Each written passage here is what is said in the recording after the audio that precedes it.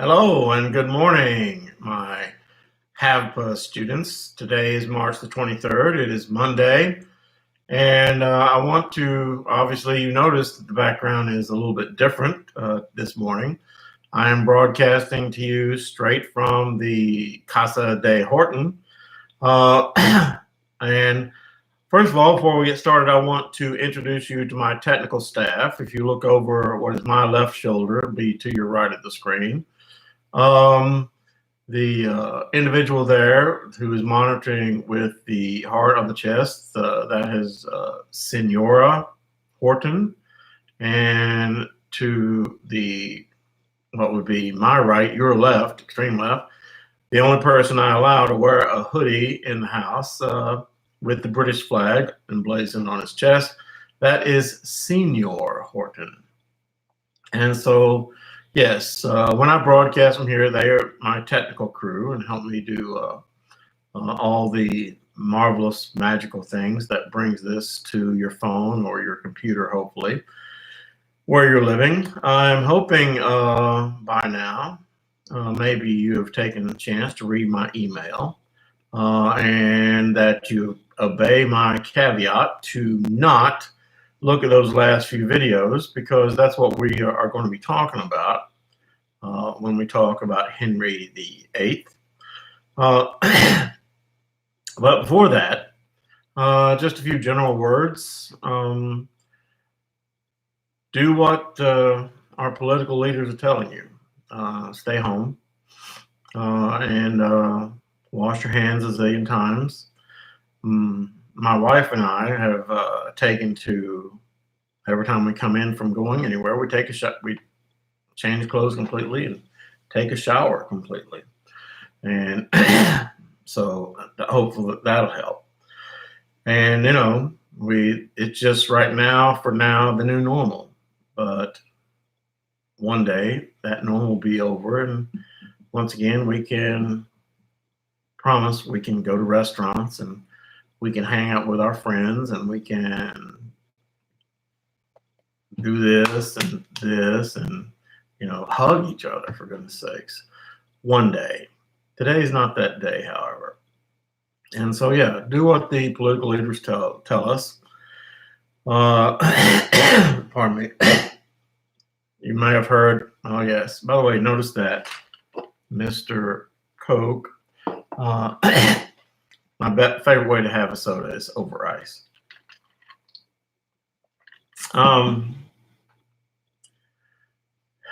I'm sure you might have noticed yesterday that the state of Ohio went on a complete lockdown. You know, I don't know that we'll do that in Kentucky. I expect we will, but, you know, right now I don't know. And I'm not anybody to make such a decision. But, you know, going forward, that's maybe what we have to look forward to. And if we do, you know, we must look backwards. You know, you have to look backwards to our own history. You know, this is not the pandemic of 1918, where around the world between 50 and 100 million people perished. It's also not World War II, where, you know, probably everybody sitting out there has a relative who got called off to war, that great conflagration, and didn't come back. We're being asked to stay home, and we're just being asked to make some changes in our lifestyle. And yeah, those changes are, you know, hard on us psychologically, but, you know, find ways to cope. You find ways to cope.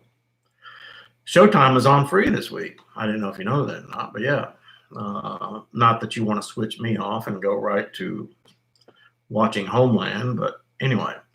And so, yeah, let's talk about Henry VIII. Now, what I'm going to do, I'm going to switch me off the screen, off my screen. And I'm going to pull up on my screen. I mean, you'll still have the pleasure of seeing this. And I'm going to switch to my screen. So, yeah, if you'll give me a second, and we can begin talking about our good friend Henry VIII and the Reformation in England. Okay. So this, by the way, and I know that none of you have your textbook at home because that textbook was never intended to be taken out of classroom. But the art textbook doesn't talk about this. But since we are talking about the evolution of religion, and the evolution of religion has a tremendous, religion is art. You know, much of art is manifested through religion. And much of the way, if you go to different churches and the way the church appears, the way they represent themselves, either really, really fancy or more plain, much of that is because of the history of the faith. And we're still talking about how during the 16th century, pardon me, why are we social distancing? This is why. Yesterday I was sneezing like you would not believe. And I am not sure that even a Kleenex could prevent my sneeze from spreading. I mean, thing was powerful on Richter scale. But anyway, yeah, let's talk about the split between the Roman Catholic Church and the new Anglican Church in England, which, I mean, Henry VIII didn't even pretend that there were any such things dealing with religion. Henry VIII wanted to do what Henry VIII wanted to do. Notice in the email I called him a lady killer with play on words. So we depart from our textbook's teachings then to discuss the Protestant Reformation in England, which had, I mean, it really did have almost nothing to do with religion, except that it was a split in the Roman Catholic Church. Now, Henry VIII was a contemporary of Martin Luther, meaning that, once again, they didn't know each other, but they knew of each other. And not only that, Henry VIII didn't like Martin Luther, didn't like what he's doing.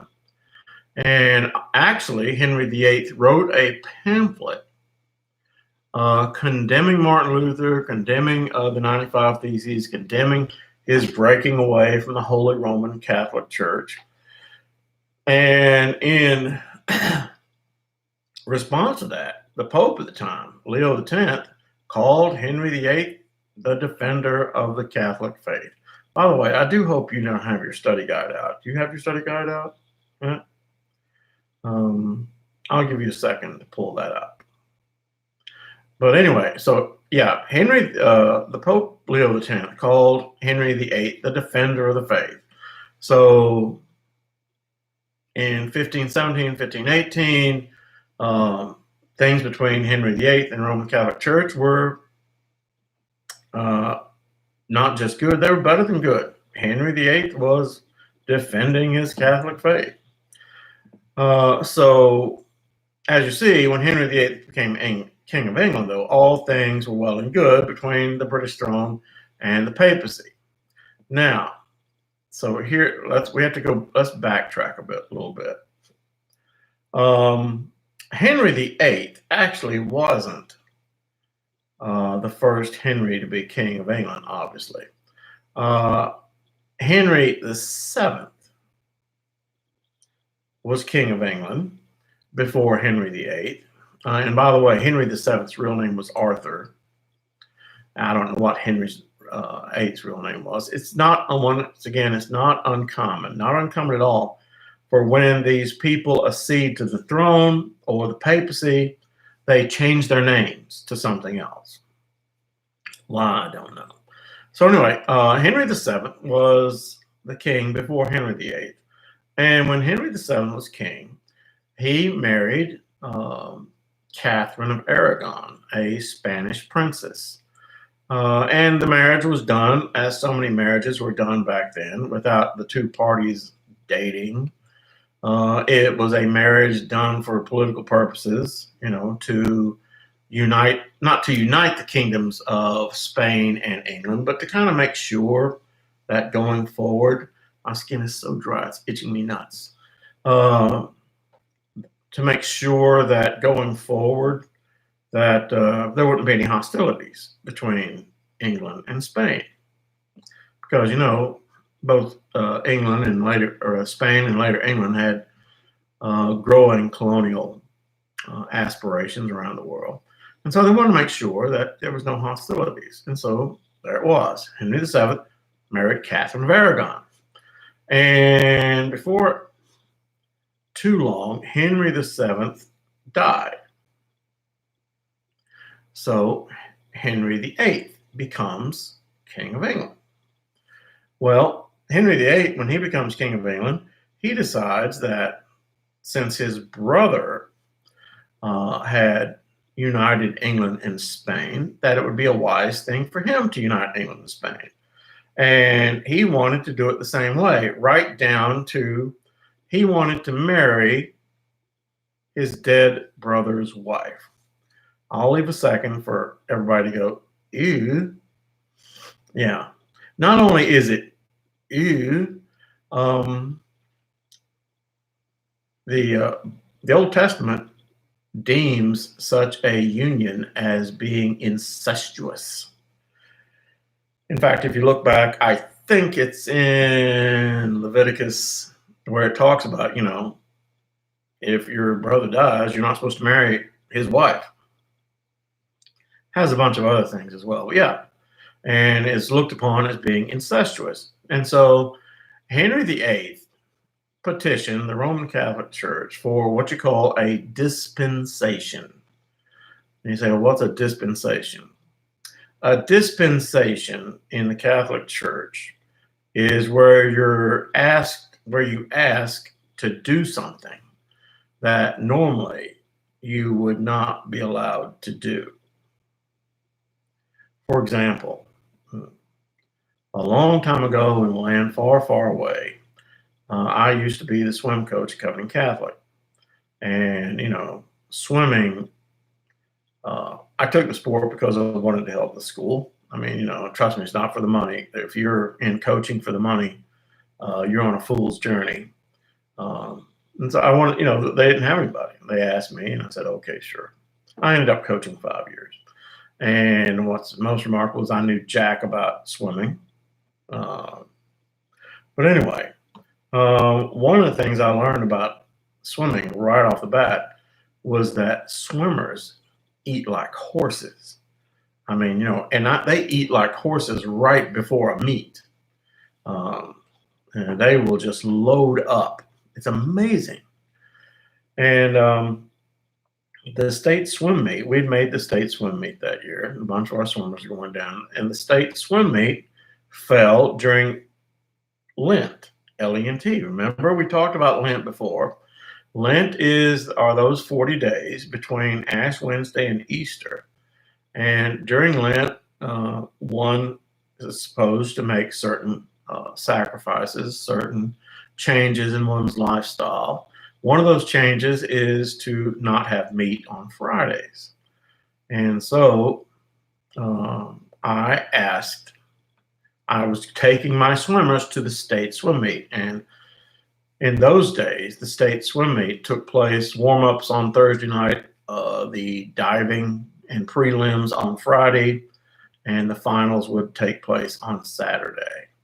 In other words, we would be at the swim site all day Friday during Lent. And so I asked the priest at our school if the swim team might have a dispensation so that they could eat meat on Friday. See, that's a dispensation. But now Henry VII wanted a dispensation so he could marry his dead brother's wife, Catherine of Aragon. And, it's one of those things where they made the petition, Catholic Church, kind of didn't like it, and they gave it to him. Okay. And so once again, everything was fine. I mean, after all, Henry VIII was a defender of the faith. And so, once again, everything was fine in the land of Tilion and Nod. Until Henry VIII, who, by the way, I won't say anything about current English monarchs or any of the monarchs family, but every once in a while in the past, members of the royal family have regularly, let's say, enjoyed extramarital, uh, associations with other people. In other words, they've cheated on their spouses in times past. Not to say they're doing it now. But anyway, so Henry VIII, I was just checking the time, 15 minutes in. I'm going to go about 30 minutes a day, give you time to look at your videos. But anyway, so Henry VIII receives this dispensation, and things are hunky-dory. And his wife, though, can't bear him a son. And like that little song you just saw said, the only thing she could give him was a daughter named Mary. And Henry VIII, who, of course, at the time was, to be real honest, Henry VIII was chasing every skirt he could in the royal palace. That was Henry VIII. I think when they came up with the term lady killer, meaning a man who just hops from one woman to the other, they're probably thinking of it. It probably originated with Henry VIII. And so Henry VIII at the time was chasing another woman. Now, here's what's really interesting about this whole thing. Yeah, Henry VIII, at the time is chasing, and to be honest, caught Anne Boleyn. But prior to Anne Boleyn, he was chasing and caught Anne Boleyn's older sister, Mary. And after he gets tired of Mary, he goes on to Anne Boleyn. I mean, it's incredible. One sister goes on to the next sister, But anyway, and so he goes back to the church and says, you know what? You guys were right. You guys were right all along. I mean, he's married to Catherine of Aragon. He goes back to church and says, you're right. This is an incestuous marriage. How about we annul this marriage because, it was incestuous, so I can marry someone else. So the church basically said that they overlooked that incestuous clause when they gave the first dispensation, and now you want the church to say you were right, that we were right about being wrong? And the church's answer was a flat and resounding no. So Henry decided that if the church would not do what he needed, he would just form a new church, which he would be the head, and he could do whatever he wanted to. I'm sorry for the tissues. So Henry's lifelong friend, in fact, childhood playmate, was a guy by the name of Sir Thomas More. And Sir Thomas More was a canon lawyer, meaning that he was an expert in Roman canon law, C-A-N-O-N. He was an expert in the law of the Roman Catholic Church, and Thomas More was asked to take Henry's part in this argument, and Thomas More had a conscience, and he refused to do it. And so Henry had Thomas More's head rather unceremoniously removed from his body because he wouldn't support him. Yeah. He not only cut off his head, he put it on a pike and hung it from the Tower of London. Today, by the way, Thomas More is the patron saint of all lawyers and politicians. Can you believe that? Yes, lawyers and politicians have a patron saint, Sir Thomas More. And yes, by the way, it's that same Thomas More that the university in Crestview Hills is named after. That guy. Yeah, Thomas More. But I mean, yeah, it's kind of boggles the mind, doesn't it? Patron saint of lawyers and politicians. What do they call 10,000 lawyers chained together at the bottom of the ocean? I'll give you 3 seconds. Answer, a good start. But anyway, so Henry had his buddy executed, and Henry just said, I'm going to do whatever I want to do. So thank you all very much. So Henry then had Parliament pass the Act of Supremacy in 1534, and Parliament was of the mindset that they either really wanted to get out from under the Roman Catholic Church of England, which was part of it, or they were just scared of Henry VIII. The man had a violent temper. If you watch those film clips, you will understand what we're talking about here. Man had a rather violent temper and fully believed in this thing called the divine rights of kings theory. The divine rights of kings theory, which said that pretty much king gets to do whatever he wants. But anyway, so yeah, the Parliament passed the Act of Supremacy in 1534, declared Henry VIII as the head of the new Church of England, which became known as the Church of England or the Anglican Church.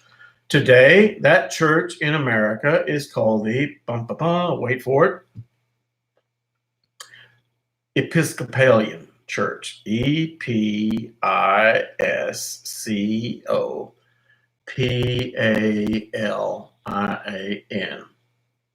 Episcopalian. Episcopalian. I believe that's how you spell it. Yes. And if you drive around here much and ever take time to just look at churches around you, there's a number of Episcopalian churches here. A number of my good friends are Episcopalians. One thing though, is, and by the way, you say, well, why is it called the Episcopalian Church? The study guide says, why is it called the Episcopalian Church? Well, they changed the name in the United States in particular because after the American Revolution, it really wasn't too cool to walk around saying, hey, I'm a member of the Church of England. And so, yeah, they changed the name. Pardon me. So when Henry made this new church, he made literally almost no dogmatic changes in it. Dogmatic meaning religious teachings. He didn't change a thing about it. In fact, the matter is, and I might get shot when I go outside by my Catholic brethren or Episcopalian brethren. The fact of the matter is, if you go to an Episcopalian service, and if you've been to a Catholic Mass, you'll go, it looks the same. There's a lot of similarities left over, a lot of them. Because why? Because Henry VIII, he wasn't interested in, change. He wasn't Martin Luther. He didn't think that what the Catholic Church itself was doing was anything wrong with it.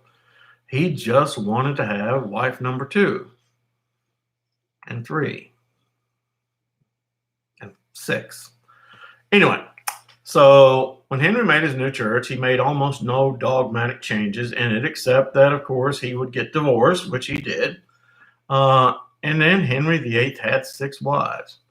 We're going to talk about the 6 wives tomorrow, but let's talk about what happens with Anne Boleyn. I mean, it's really interesting.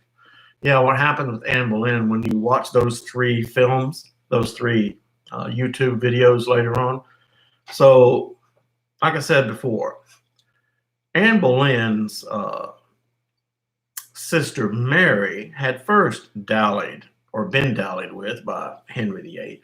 And what is more remarkable than the 2 sisters doing that with Henry VIII, and when I said doing that, they didn't just go to the mall and date and hold hands. You want to understand what I'm saying here? Anne Boleyn was quite pregnant when Henry pushed so hard to get through the creation of his new church. And he was not divorced from his current wife. So he had to get that done. But what is the most amazing of amazing things, the father of Anne Boleyn, his name was Thomas Boleyn. He pushed those 2 girls at Henry VIII. He wanted his daughters to, perhaps in a bid for power, he wanted his two daughters to do whatever they had to do so he'd gain influence. So anyway, like I said, Henry VIII begins dallying with Mary. He says, oh, wow, you have a little sister. And then he eventually marries Anne Boleyn. Now, Anne Boleyn is pregnant. They get married and they give birth to a child. And that child is a girl, redheaded Elizabeth. And of course, Henry VIII was less than amused. But wait, soon after, later on, Anne Boleyn becomes expecting a second time. And she miscarriages. And now, see, here's where the film and history get a little cloudy. The film suggests that, after she miscarried, that she proposes to, she's really worried. I mean, goodness, her husband's already gotten rid of Catherine of Aragon. And by the way, Catherine of Aragon and her daughter Mary were sent to a convent. Yeah. I mean, it wasn't like Catherine of Aragon, Henry's first wife. It wasn't like she got divorced and then she hit the bar scene, or she went on Maps.com or anything like that. She went to a convent. And for those of you from the Catholic side of life, know that convents are where nuns live. Now, I can think of lots of fun places, but for, a person to live and spend the rest of their life, I'm not sure that a convent would fall within the top 1,000. I mean, it's not supposed to be. But anyway, Mary and little Catherine of Aragon and little Mary, they go live in a convent. Oh, yeah. Anyway, so Anne Boleyn miscarriages. And if you watch the film clips, there is suggestion that Anne Boleyn approached her brother, George, to do what Henry couldn't do, to give her a second child. That's the assumption of the film. That's the that's the idea of the film. Whether that's true or not, we'll see. The fact of the matter was, Anne Boleyn lost the second child, and Henry VIII found cause. He accused her of adultery, with that brother, George. George was unceremoniously executed, and as you'll see in the film, will be given more respect. She actually has a trial. The trial, which if you notice in that film clip, presided over by her uncle, who votes her guilty of adultery. And adultery against the king is treason. And treason, a traitor dies a traitor's death, which is to be beheaded.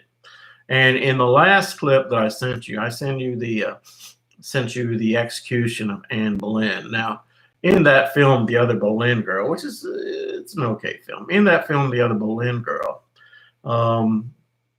Mary Boleyn is played by Scarlett Johansson, who was nominated for Academy Award, and Anne Boleyn was played by Natalie Portman, who also received a nomination for Academy Award. I like the performance of Natalie Portman, particularly in that last scene where you see that she's about to be executed, and she gives a speech, and then suddenly a messenger walks in and hands a note to her older sister Mary. Her and Anne believe that this note is going to exonerate her. This note is going to be a last-minute reprieve from death. And basically in it, if you read what the note said, not only does Henry not reprieve poor Anne, but he tells Mary, if you ever come back here again, you better get used to being about 6 inches shorter. You know what I'm saying here? And so, yeah, that's where it ends. And why don't we pick up there tomorrow? Okay. In the meantime, enjoy the film clips, and I will talk to you later. Have a great day. Please put comments if you feel like it on the video. And if you know anybody else in Arts and Humanity who is not subscribing to these riveting lectures, tell them to get on the stick. But thank you. Goodbye for today.